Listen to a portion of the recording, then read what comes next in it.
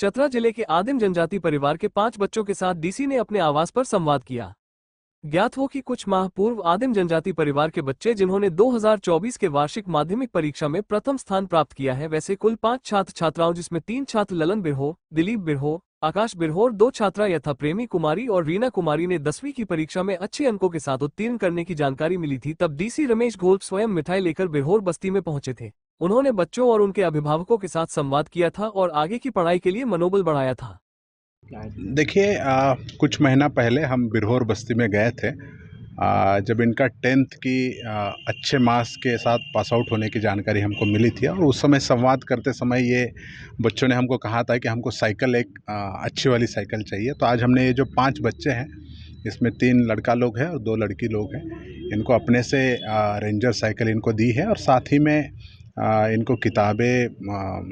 अपना नंबर दे के हमने एक मोबाइल दिए हैं इनको और कुछ राशि दी है जो इनको एजुकेशन में खर्च आएगी। और उससे इम्पोर्टेंट हमने करीब आधा पौन घंटा बच्चों से संवाद किया है और उनसे अपेक्षा रखी है कि आप लोग पढ़िए, अच्छे से पढ़िए, क्योंकि उनके पढ़ाई पे ना सिर्फ उनका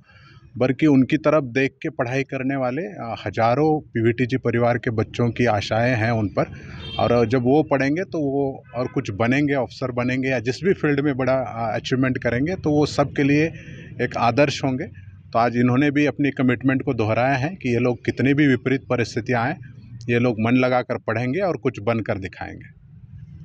2 बच्चियाँ हैं, तो इनसे बात करने के क्रम में मैंने इनको पूछा था, तो इन दोनों का भी हम लोग कस्तूरबा में एडमिशन कराएंगे और उसमें एक बच्ची की छोटी बहन भी है, क्योंकि उसके भी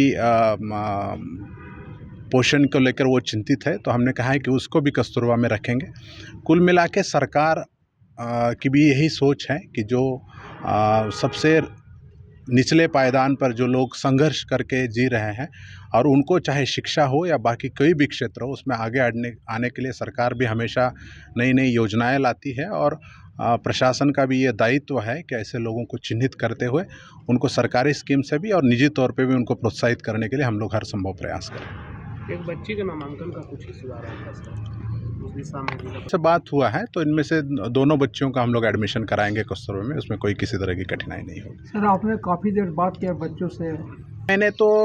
बेसिकली मैं इनको समझा रहा था कि मैंने पहले तो उनको पूछा कि आपको घर है तो घर है, आपके माता पिता है तो माता पिता हैं,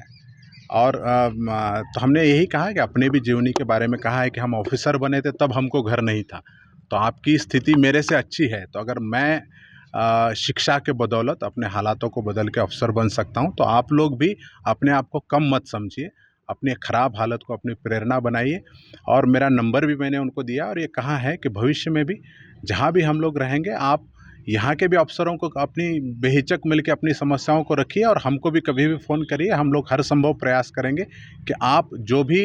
शिक्षा के क्षेत्र में पढ़ना चाहते हैं, आगे बढ़ना चाहते हैं, उसमें किसी तरह की कोई अड़चन ना आए। निश्चित तौर पे हम तो अब उनकी साइकिल देख रहे थे तो हमको अपने दिन याद आ रहे थे। हमको 12th में जब एक स्कॉलरशिप मिला था तो हम पहली अपनी साइकिल उससे खरीदे थे और निश्चित तौर पे इनसे हम लोगों को भी मोटिवेशन मिलता है। देखिए, जिस विपरीत हालात में संसाधनों के अभाव में ये बच्चे पढ़कर इतना उन्होंने अचीवमेंट किया है, 10th में मार्क्स दिया है, ये हम सब लोगों के लिए भी एक प्रेरणा ही है। तो उनसे मिलके हमसे उनको प्रेरणा मिलती है, ये एक बात है, लेकिन उनसे भी हम लोगों को बहुत कुछ मोटिवेशन मिलता है और हमने उनको कहा भी है कि